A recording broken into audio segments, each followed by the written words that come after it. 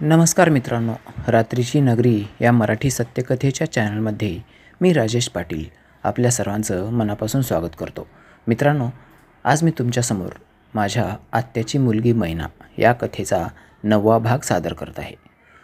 तर पुढं असं घडलं की मी मैनाला तिच्या अंगावरून हात फिरवून थोडासा धीर दिला, तिला शांत केलं आणि सर्व काही बाकीचा कार्यक्रम आपण रात्री करू असं तिला आश्वासन देऊन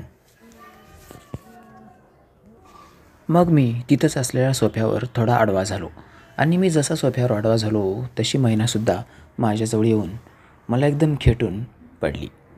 ती माझ्याजवळ झोपली तसं मी माझा हात तिच्या अंगावर टाकला आणि मी परत एकदा तिच्या अंगावरून हात फिरू लागलो. तीसुद्धा मला रिस्पॉन्स देऊ लागली. मग मी तिला विचारलं, अगं मैना, आपलं मेन गेट बंद आहे की उघडं आहे? ती तात्काळ चटकन उठली आणि म्हणाली, अरे बापरे, आता मात्र खूप मोठा घोळ झाला असता. मी म्हणालो, का गं, काय झालं असतं? तशी ती म्हणाली, अरे तुला सांगायचं लक्षातच नाही, मेन गेट उघडंच आहे, मधला दरवाजा उघडाच आहे आणि तू झोपलास म्हणून मी तुझ्या बाजूला तशीच झोपले. आई पप्पा जर आले तर थेट घरात आणि ती चित्रांटी जरी आली तर तीसुद्धा थेटच घरात. चित्रांटीचंच काय घेऊन बसलायस? आजूबाजूचं दुसरं जरी कोणी शेजारची एखादी महिला स्त्री कोणी जरी आलं तर तीसुद्धा थेट घरातच येईल, कारण मी मेन गेट उघडलेलंसुद्धा नाही, थेट पूर्णपणे उघडं आहे आणि जसं आपण बाहेरून आत आलो तसं जशाच तसं उघडंच आहे. मग मात्र मी थोडासा घाबरलो आणि तिला म्हणालो, काय यार, तू खूप मोठा कुटाणा करून ठेवली होतीस बघ, नाही तो जीवाला ताप झाला असता. मग ती मला म्हणाली, हो ना, आजचा दिवसच बघ बरोबर नाही. मग मी म्हणालो, दिवस वगैरे सर्व काही बरोबर असते, अशा कसल्याच अंधश्रद्धा आपण पाळायच्या नसतात, सर्व काही ठीक असतं. जे काही असतं ना ते सर्व काही आपल्याच मनामध्ये असतं, सर्व काही आपल्याच मनाचा भास असतो. त्याच्यामुळं तू नको विचार करू आणि तू एकदम रिलॅक्स राहा बरं. तुझ्या डोक्याला खूप ताण झाला आहे. अगोदर तर ती चित्रा आंटीचं बोलणं तुझ्या डोक्याला झोंबलं आहे आणि आता ही तूच तुझ्या हातानं नकळतपणे चूक करत होतीस, परंतु मी आहे ना तुला सुधारायला. मग ती हसू लागली आणि मला म्हणाली, थांब, मी मेन गेट पण बंद करते आणि आतला दरवाजा पण बंद करते. मी तिला म्हणालो, मेन गेट नुसतं बंद नको करू, मेन गेटला आतून लॉक लाव आणि आत्या मामा जरी घरात आले तर त्यांना आपल्याला सांगता येईल की बाबा मी स्टडी करत होते आणि राजेश झोपला होता, त्याच्यामुळं मला व्यत्यय नको. मध्येच चित्रा आंटी आली होती, परत कोणीतरी आलं होतं, परत घरामध्ये कुत्रा आलं होतं, असं काहीतरी सांगून आपण मामा आणि आत्याला कसं तरी मॅनेज करू. मैना खूपच हुशार होती. ती लगेच म्हणाली, हो बरोबर आहे, तुझं जे बोलणं आहे ना ते अगदी मला पटतंय. थांब, आता मी अशी बाहेर जाते आणि लगेचच मेन गेटला लॉकच करून येते, म्हणजे ना रहेगा बांस ना बजेगी बासुरी. ज्या वेळेला बेल वाजेल ना त्याच वेळेला रिलॅक्समध्ये जाऊन दरवाजा खोलायचा. मग मी म्हणालो, अगं, बाहेरच्या मेन गेटला जर CCTV कॅमेरा बसवला असता तर बरं झालं असतं ना. ती म्हणाली, हो ते बरोबर आहे, परंतु माझ्या पप्पांना कुठं पडते, मी एकदा दोनदा म्हणले पण होते आणि तसं जर बघितलं तर आम्हाला काय गरज आहे एवढी CCTV वगैरे लावायची, आपल्या घरामध्ये काय एवढी गडगंज संपत्ती आहे की कोणी चोरून घेऊन जाईल म्हणून. मग मी म्हणालो, अगं चोरासाठी नाही गं, असा आपला कार्यक्रम असतो ना अधूनमधून, त्याच्यामुळं म्हणतो आहे मी. ती म्हणाली, अधूनमधून? अरे आत्तापर्यंत तू माझ्या अंगाला हात लावला नाहीस किंवा मी सुद्धा तुझ्या कधी जवळ आली नाही आणि अधूनमधून कार्यक्रम काय कधी होणार आपला. मी म्हणालो, अगं आता याच्यानंतर होईलच ना. मग ती म्हणाली, बाद का बाद में देखेंगे, चल आता आत्ताच्या आत्ता सुरुवात करू सर्व काही. मी म्हणालो, जा अगोदर तोंड बघ तुझं, ती अगोदर जाऊन गेटला लॉक करून ये, आतला दरवाजा बंद कर आणि त्याच्यानंतर आपण सर्व काही करूत. ती म्हणाली, ठीक आहे, तुझं बोलणं मला पटतंय. मग ती मला बोलत बोलत बाहेर गेली. ती बाहेर गेल्यानंतर तिनं बाहेरच्या मेन गेटला लॉक केलं आणि मेन गेटला लॉक करून ती आत आली. आत आल्यानंतर ती थेट माझ्याजवळ आली आणि मला म्हणाली, मेन गेटला लॉक केलं आहे, त्याच्यानंतर दुसरा दरवाजा पण आतून लॉक केला आहे, आता घरामध्ये येणारं कुणीच नाही, त्याच्यामुळं आपण दोघंच राजा राणी, आता जे काही करायचं ना ते आत्ताच करून टाक, मला दम धरवत नाही रे. बघ ना कशी मस्त खास सुटली आहे, एकदम बारीक मुंग्या चावतायत असं मला होतं आहे. मग मी तिला म्हणालो, काय यार मैना, तुला एवढा पण दम धरवत नाही का? मी म्हणलं ना तुला आपण रात्री सर्व काही करू म्हणून.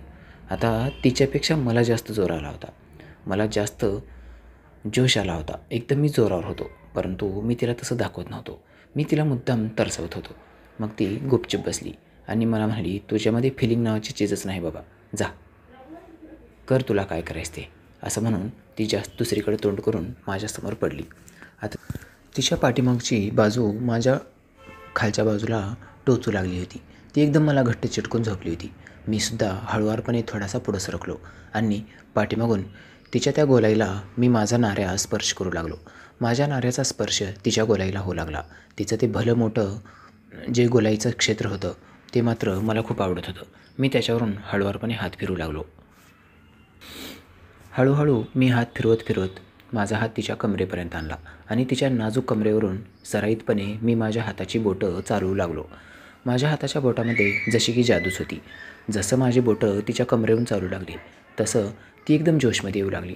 तिच्या शरीरामध्ये नाजूक हालचाल सुरू झाली. ती हळूहळू हलू लागली होती. मग तरीसुद्धा तिच्याकडून काही रिस्पॉन्स नाही असं ती मला दाखवत होती.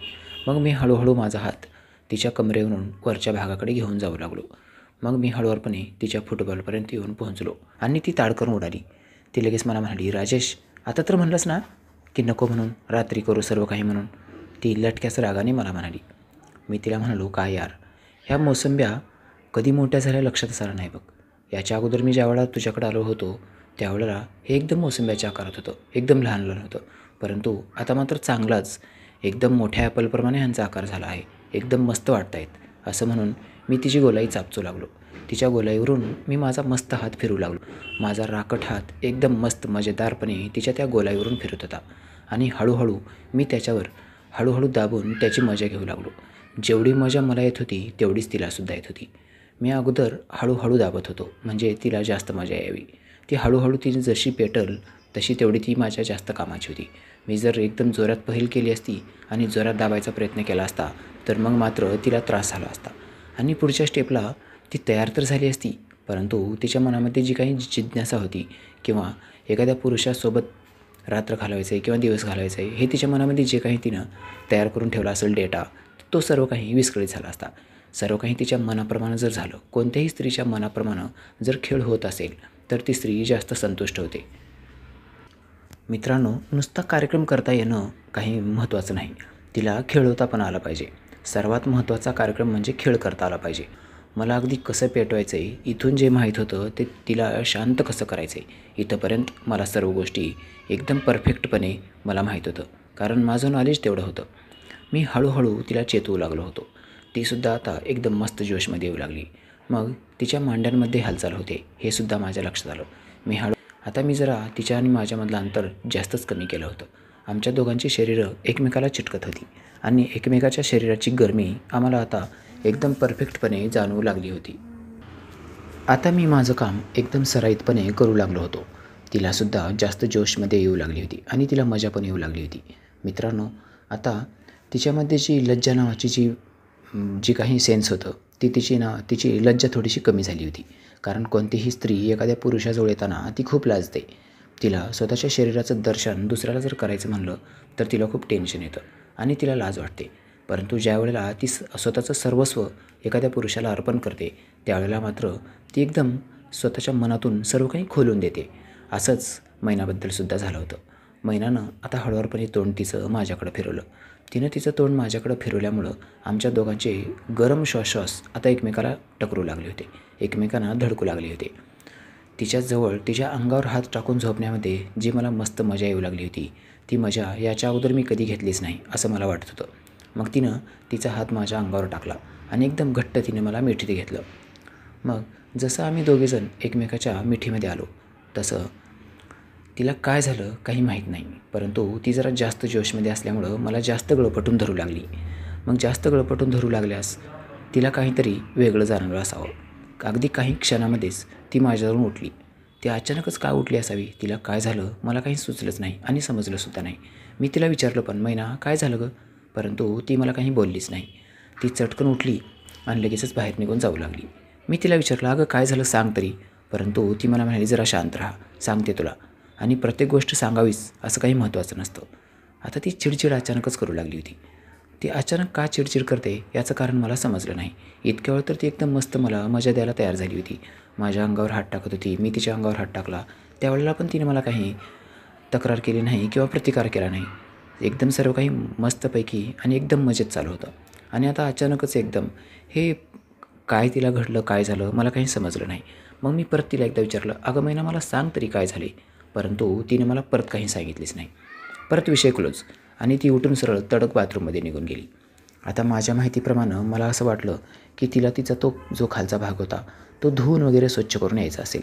तिथं पाणी सुटलं असावं आणि मला चिकट वगैरे लागू नये, काहीतरी वेगळं वाटू नये म्हणून कदाचित ती धुण्यासाठी बाथरूमकडे गेली असेल किंवा तिला सुसू वगैरे लागली असावी, असं पण होऊ शकतं ना.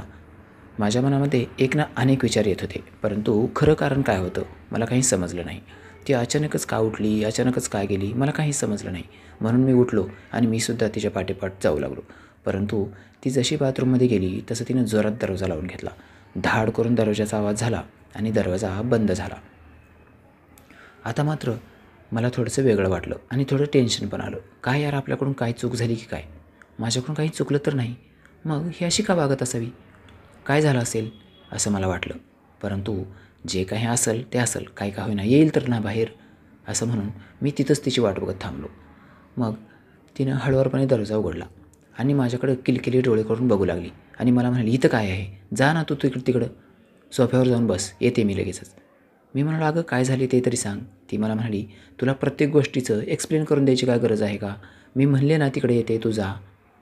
आता मला तिच्या भावना दुखवायच्या नव्हत्या किंवा तिला जास्त क्रॉस पण करायचं नव्हतं. ठीक आहे बाबा, तू जसं म्हणतेस तसंच. आता एवढं काही सगळं व्यवस्थित चालू होतं आणि हिला अचानकच काय मुंगी चावली काय माहीत समजलंच नाही.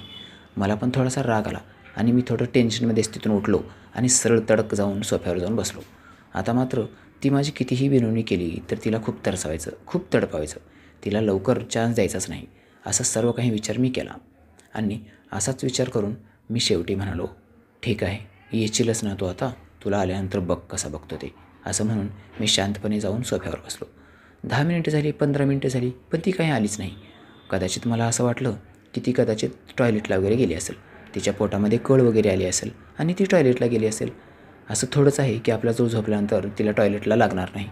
माणसाचं शरीर आहे, काही पण होऊ शकतं ना. आणि माझी विचार करण्याची शक्ती थोडीशी जास्त होती, त्याच्यामुळं मी अनेक तर्कवितर्क करू लागलो.